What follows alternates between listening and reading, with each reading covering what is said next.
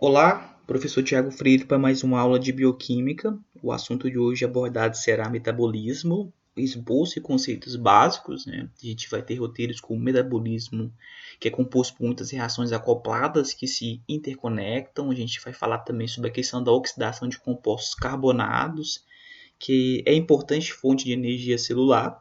E também sobre vias metabólicas, tem temas que se repetem, tá? Então, todos sejam novamente bem-vindos e a gente vai iniciar agora.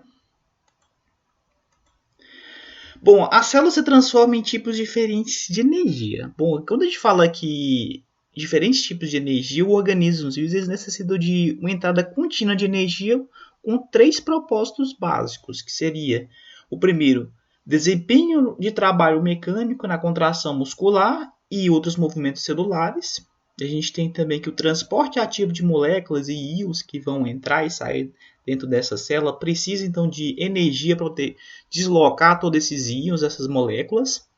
E temos também a síntese de macromoléculas, que é outras biomoléculas, que é a parte de precursores simples. Então, a produção de moléculas, biomoléculas dentro da célula precisa de energia para essas atividades, tá? O metabolismo ele é composto por muitas reações acopladas que se interconectam, a gente já falou sobre isso, como, por exemplo, vamos colocar aqui um esquema que mostra, né, a combinação do catabolismo mais o anabolismo, porque combustível que a gente utiliza, que são os carboidratos, gorduras, quando eles são catabolizados formando CO2, água e energia útil, essa energia útil agora ela vai ser aplicada mais alguns precursores em umas reações anabólicas para poder produzir moléculas complexas. Então essa esquematização te mostra que essas reações elas podem ser conectadas, elas se acoplam uma a outra, fazendo conexões entre o catabolismo e o anabolismo. Então o organismo precisa utilizar das fontes de energia, né, dos carboidratos e gordura, produzir energia útil para aplicar no anabolismo essa energia útil com moléculas precursoras e produzir moléculas complexas. O ATP é uma moeda corrente universal em energia livre nos sistemas biológicos. E quando a gente fala moeda, é porque ela circula e ela faz o intercambiamento das reações. Essas reações estão nos sistemas biológicos seriam muito lentas sem o ATP. Tá? O ATP, que é adenosina trifosfato ou trifosfato de adenosina, atua como uma doadora na maioria dos processos que necessitam de energia, como biossíntese, transporte ativo e mesmo o movimento. Tá? O ATP, então, ele é um nucleotídeo constituído de uma adenina, uma ribose e uma unidade de trifosfato. Essa molécula que a gente está observando aqui embaixo é o ATP. A parte rosadinha, então, são os trifosfatos. A parte enegrecida é a adenosina trifosfato, que a gente mostra aqui, é a parte da ribose, tá? E essa parte azulada, então, é essa parte que envolve, então, todo o conteúdo nucleotídico, a gente vai observar a base nitrogenada, tá? Ao considerar o papel do ATP como um carregador de energia, podemos focar que a sua porção de trifosfato, ou seja, essas composições de fósforo, que é rica em energia por causa desse composto, né, do trifosfato, e uma grande quantidade de energia é liberada quando o ATP sofre hidrólise. Então, quando essa parte do trifosfato, essa parte onde compõe três átomos de fósforo é quebrada, ela libera energia, ou seja, quando é hidrolisada, ela começa a liberar energia, então, para a reação acontecer. Aqui a gente tem um desenho esquemático mostrando o ATP somando uma hidrólise, né? Ela vai formar o ATP e uma molécula de fósforo inorgânico. Tá? Essa reação tem um ΔG de 30,5 kJ.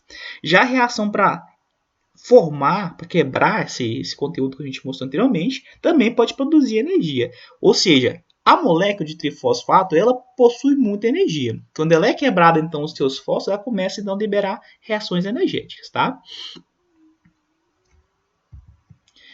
A energia liberada da hidrólise do ATP é aproveitada para impulsionar reações. Então, esse é um conceito básico que a própria célula utiliza para quebrar o ATP, ela forma ele através das reações, tá?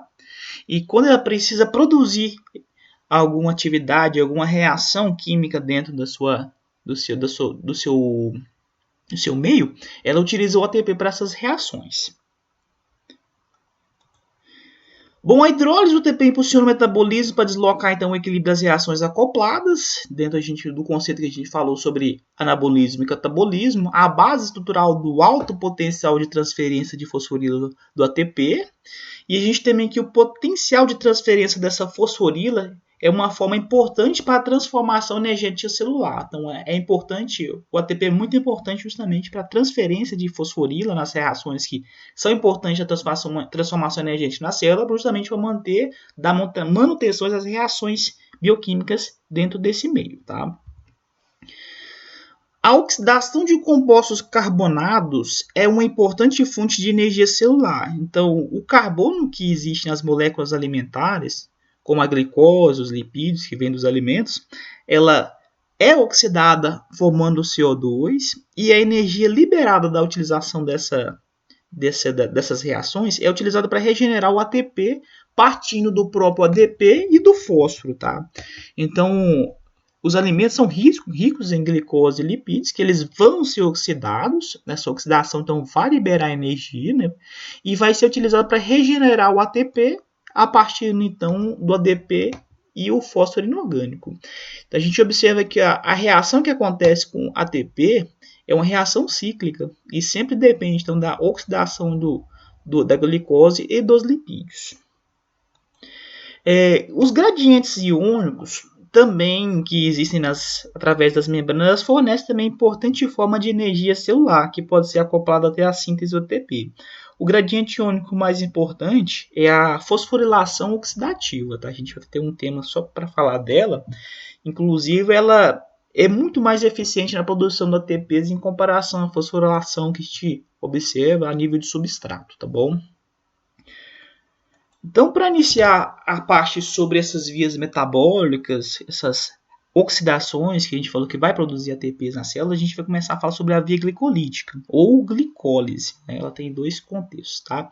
Ela é uma via de oxidação, então, da glicose. Tá? Ela tem os conceitos sobre a via de degradação de carboidratos, principalmente a glicose, para a produção de energia. Essa via ela acontece exclusivamente no citossol, né, na parte citoplasmática da célula. É uma via que é necessário enzimas para que essas reações aconteçam. Tá? E o produto final que acontece na via glicolítica que é o piruvato ou ácido pivúrico. Tá? E o processo é totalmente anaeróbico, ou seja, não utiliza oxigênio para acontecer essas reações. É um processo que chamamos de fermentação e tem um saldo positivo de 2 ATPs. Ela também forma, né, dois piruvatos no final, tá? Que podem ser convertidos em lactato ou acetilcoenzima A para que inicie a segunda via do organismo, que é o ciclo de Krebs, tá bom? A via glicolítica, né, a gente observa aqui que ela é dividida em duas fases, são essas reações, como a gente falou, enzimaticamente controladas, elas acontecem então com a glicose e ela divide em duas fases, chamando de fase preparatória e temos a fase de pagamento. A fase preparatória, a própria glicose, quando ela entra para dentro da célula no citoplasma, ela vai receber, então o próprio organismo vai utilizar do próprio ATP celular para preparar essa glicose, essa molécula de glicose. Então a glicose ela passa a receber, então, a partir dessa reação, o ATP ser fosforilada a partir do ATP, formando então a glicose e 6-fosfato. Nessa reação que a gente observa aqui, ó, que ela vai acontecer bem nesse ponto. O ATP então fosforila a glicose, formando glicose 6-fosfato. Essa reação acontece pela exoquinase. Depois ela segue pela fosforoexoquinase, isomerase, vai transformar toda outra molécula de ATP, vai utilizar formando essas duas moléculas de fósforo, são paralelas, são um bifosfato, né? A frutose 1,6 bifosfato. E a partir dessa fase, então, preparatória, ela se encerra porque uma aldolase, uma enzima que vai quebrar essa molécula, certo? A partir dessa quebra, dessa clivagem, a gente encerra o processo de fase preparatória da glicose. Aí inicia a segunda fase, que é a fase de pagamento. Essa fase ela diferencia da fase preparatória, porque a fase preparatória utilizou o ATP para poder preparar essa molécula. Já a fase de pagamento, onde essa molécula preparada e já dividida em duas moléculas diferentes, né, ela ocorre então a partir da divisão da clivagem dessa glicose, vai formar então o gliceraldeído 3-fosfato. Essa molécula vai ser agora que vai ser a parte que vai finalizar todo o processo das reações. Ou seja, aqui onde foi produzido, onde foi colocado as moléculas de fósforo, agora vai produzir energia. Qual energia? O ATP, né? Essas reações que agora foram aplicadas agora na fase preparatória, agora vão ser, né, retiradas da molécula. Também é produzido outras moléculas como o NAD, e o produto final é o piruvato. Ou seja, a gente coloca aqui que a fase preparatória é a fase que prepara a molécula de glicose, e a fase de pagamento, onde essa molécula foi preparada e dividida em duas, né, agora vai ser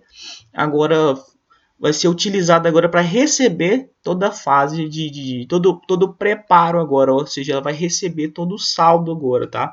Ou seja, vai produzir todos os ATPs que a gente precisava.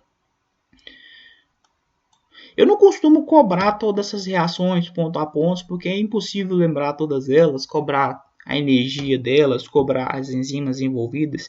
O importante é saber que existem duas fases, né? A fase preparatória e a fase de pagamento. Qual o produto final formado na reação da glicose, que é o piruvato, e quais são os ATPs formados, tá bom? Bom, então, o saldo energético produzido nessa fase, a gente tem a parte produzida que são 4 ATPs, 2 piruvatos e 2 NADHs, tá? Foram consumidos 2 e restou um saldo positivo então, de mais 2 ATPs, né? Foram formados 2 piruvatos, e esses 2 piruvatos agora podem ser direcionados para a formação do acetilcoenzimar para o ciclo de Krebs, ou formação de lactato na reação de fermentação, tá? E também é formado 2 NADHs. O NADH é uma molécula que a gente vai estar falando melhor dela na parte da reação da fosforilação oxidativa, porque ele é importante para direcionamento e transporte de elétrons, tá bom? Então aqui é importante a gente saber que foram produzidos 2 ATPs, 2 piruvatos e 2 NADHs. Bom, pessoal, espero que tenha gostado. Qualquer dúvida pode me procurar, tá? A gente esmiuça melhor cada detalhe. E a partir daí a gente começa a falar das próximas reações também dentro do organismo. Obrigado.